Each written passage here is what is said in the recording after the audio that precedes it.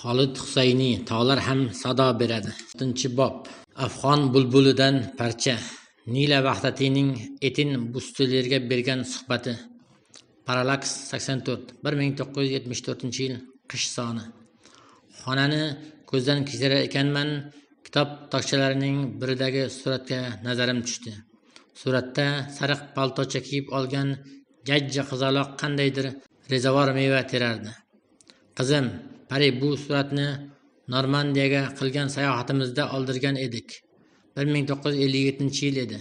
Adashmasam, o'shanda 8 yoshda edi. Qizingiz Parijda yashaydimi? Ha. Sorbonnada matematika ixtisosiga bo'yicha ta'lim oladi. Qizingizdan g'ururlansangiz kerak. Madam jilmayib qo'ydi. Siz o'zingizni adabiyotga baxsh etdingiz. Qizingiz tanlagan sohani eshitib ochiq lol qoldim. Bilmayman, bu qobiliyatini qayerdan olgan u. Turli tushunarsiz formulalar u nazariyalar. Men bo'lsam arang ko'paytirishni eplayman xolos. Qizingizni Afg'onistonga bog'lab turgan hech qanday rishta yo'qmi? U 6 yasharligida mamlakatni tark etdik. Qizim u yerlarni yaxshi eslay olmaydi. Men madam Vahdatiydan yoshlik davrlari haqida so'zlab berishni so'radim. U uzr so'rab xonadan chiqdi-da, hayli o'tmay qaytib qo'limga eski oq-qora rangli surat tutqazdi. Suratda ko'rinishidan talabchan, ko'zoynakli, yarqillagan sochlari hafsala bilan taralgan norg'il bir erkak oq ko'ylak va bo'yinbog' taqib stol yonida kitob mutolaa qilib turardi. Mening otam 1929-yil, men tug'ilgan yilda olingan. Nazokatli inson bo'lgan ko'rinadi.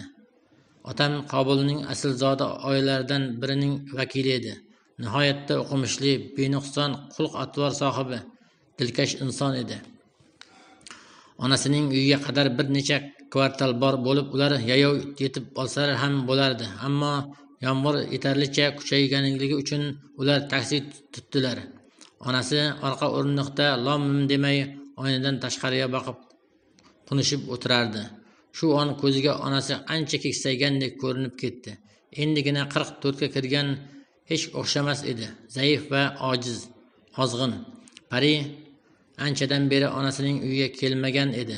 Kalitni burab ichkariga kirganida oshxona stoli ustida yuvuqsiz qadahlar, ochilib yotgan chips xaltachalari, pishirilmagan makaronlar, allaqanday taom qoldiqlari qotib qolgan likopchalar qalashib yotardi. Onasining yashaydigan makoni shu holga kelganini ko'rib Pari qo'rqib ketdi. Yaxshigina aybdor his qildi o'zini. So'nggi paytlarda o'ylab yurgan fikridan o'zini yomon ko'rib ketdi. Aslida Julen shunday fikrda edi. U sening achinishingni istaydi. O'tgan butun yil davomida Julen nuqul shu jumlani takrorlab keldi. U ilk bor shu so'zlarni aytganda Pari yengil tortgandek, tushungandek bo'lgan edi. U bundan keyin nima qila olmasligini ko'rsatib berayotgan Julendan juda minnatdor edi. O'ziga bir hamroz topgandek go'yo, ammo bu kunlar fikri o'zgardi. Julenning so'zlarida pastkashlik, bag'ritoshlik uchqunlarini payqagan edi. Yotoqxonada yerda kiyim-kechaklar, kitob va gazetalar sochilib yotardi. Pari to'shakni kitob va jurnallardan ozod qilgach, onasini sekin yotqizdi. Yaxshi bo'lyapsiz, oyi. Undayga o'xshamaydi, dedi onasi. Javob e'tiborini tortish uchun aytilganga hech o'xshamas edi. Onasi horg'in ovozda so'zladi buni. Ovozi rostdan ham qalbdan aytiladigan va so'nggi so'zga o'xshab tuyuldi. Oyi, siz meni qo'rqityapsiz. Endi ketasanmi? Qolishimni istaysizmi? Ha, unda qolaman. Chiroqni o'chir. Oyi, dedi Pari. Ha. Dorilaringizni ichib turibsizmi yoki ichmay qo'ydingizmi? Ichmay qo'ydingiz, shundaymi? Boshlama yana, chiroqni o'chir. Pari chiroqni o'chirdi-da, karavotning bir burchida o'tirib onasining uxlashini kutdi. So'ng unutilgan vazifani bajarish uchun oshxonaga yo'l oldi. Oradan yillar o'tib Pari Julenni o'tgan yili 1973-yil qayta uchratdi. O'shanda Pari Kanada elchixonasi qoshida talabalarning Tulen ovuga qarshi norozilik namoyishi bo'layotgan ko'chada Julenga to'qnashib qoldi. Pari namoyishda qatnashishni istamagan edi. Buning ustiga mermorfik funksiyalardan yozma ishini tugatish kerak. Ammo Kolet borasan deb turib oldi. O'sha kunlar ular bitta uyda ijarada turishar edi. Kolet allaqachon namoyishga qo'shilib ketgan, jonivorlarga nisbatan qilinayotgan shafqatsizlikdan tortib majburiy mehnat va irqchilik, Fransiyaning Tinch okeanda yadroviy qurolini sinab ko'rganidan ayblagancha baqirib chaqirardi. Yolg'on so'zlayapti, dedi Kolet jazvaga tushib. Shu payt ko'cha muyulishda turgan kimdir Parining yelkasiga qoqib qo'ydi. Seni bu yerdan xalos qilishlarini intiq kutib turgan odamga o'xshab ko'rinyapsan. Parining ro'parasida tweed kostyum bilan jins shim kiyib jun sharf o'ragan Julien turardi. Yillar unga biroz ta'sirini o'tkazgan bo'lsa-da, Julien hanuz o'shanday kelishgan va xushbichimligicha qolgan edi. Rost, dedi Pari. Ular o'pishib ko'rishdi. So'ng Julien qizni qahva ichishga taklif qildi. Dugonangni rosa jahli chiqqan ko'rinadi. Naq o'ldirib qo'yadi-ya hozir.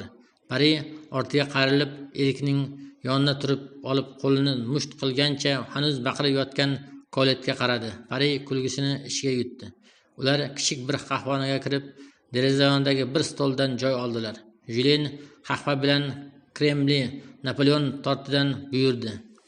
Pari Julienning ofisiantga avvalgidek o'ziga ishongan ohangda xushmuomalalik bilan buyurtma berar ekan. Pari o'sha o'smirlik paytidagidek allaqanday hislarini tuydi. To'satdan ko'chaga pardozsiz chiqqanligi yodiga tushib, hijolat tortib ketdi. Norozilik namoyishlariga qatnashadigan qizsan deb hech o'ylamagan edim seni, dedi Julien. Unday qiz emasman, Kolet majburladi. Bu qizdan biroz cho'chidim, dedi Julien. Hammamiz undan cho'chib turibmiz. Ular kulib yuborishdi. Julien qo'lni uzatib qizning sharfini to'g'rilab qo'ygandek bo'ldi. Dilbar qiz bo'libsan, Pari, dedi so'ng. Pari hijolat tortib yoqasini barmoqlari bilan g'ijimladi. Yemak ustida Julien ishidan so'zlab berdi. O'qituvchilikni tashlab bir necha yil xalqaro valyuta jamg'armasida ishlabdi. Eng yaxshi tomoni bu ish orqali sayohatga chiqibdi. Qayerlarga bordingiz, so'radi Pari. Iordaniyaga, Iroqqa, so'ng 2-3 yilimni oddiy iqtisodiyot mavzusida bir kitob yozishga sarfladim. Nashr qilishdimi? Qildik deyishdi, dedi Julien jilmayib. Hozir esa Parijda xususiy konsalting firmasidan ishlayapman. Men ham sayohatga chiqishni istayman, dedi Pari. Kolet nuqul Afg'onistonga borishimiz kerak deb ta'kidlayveradi. Kolet nega bu yerga borishni istamayotganligini taxmin qilyapman, dedi Julien. Men ham u yerga borish haqida anchadan beri o'ylab yuribman. Kinni qonim to'kilgan yerni ko'rishni istayman. Balki oilamiz bilan yashagan o'sha ko'hna uyimizni izlab toparman. Bunga majbur emassan. Qiziqibman. U yerlarni yaxshi eslay olmayman. Bir paytlar oilangiz oshpaz haqida nimalardir deganday eding, dedi Julien. Shuncha yil o'tib qizning aytganlari hali ham Julienning yonida turganidan Parining yuragi hapriqib ketdi. O'tgan vaqt mobaynida Julien uni o'ylab yurgan ekanda, Pari uning xayolida bo'lgan ekanda. Ha, dedi Pari. Ismi Nabi edi. U bizning haydovchimiz ham edi. Otamning katta bir Amerika mashinasi bo'lardi. Yuqori qism jigarrang ko'k mashina edi. O'shani haydab yurardi. Yodimda mashinamizning old kapotida burgut boshi bor edi. So'ng suhbat Parining o'qishi haqida ketdi. Onasi hech ham Juliendek tinglamagan edi. U qizi tanlagan sohadan bir zeriksa, qizimning bu fanga shunchalar havas qo'yganidan bir hayratga tushardi. Voh, boshim-ey, der edi onasi kulimsirab. Boshim aylanib ketdi. Men yaxshisi bir choy qo'yib, balki o'shanda qurrai zaminga qaytarsan. Pari onasining hazillariga hazil bilan javob bersa-da, uning bilimsizligiga tanqid so'zi bilan qarardi. Onasi uning nazdida bir umr vaqtini behuda ishlarga sarflagandek edi. Bir umrga shoirda deb o'ylardi Pari, ammo buni onasiga hech ham ovoz chiqarib aytmagan edi.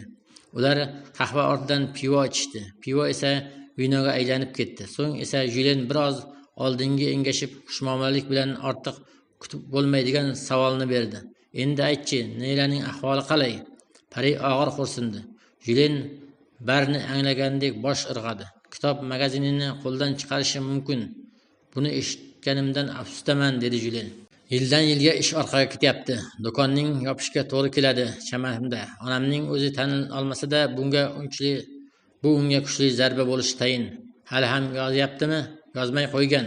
Julien ko'p cho'zmay suhbatni boshqa tomonga burdi. Pari yengil tortdi.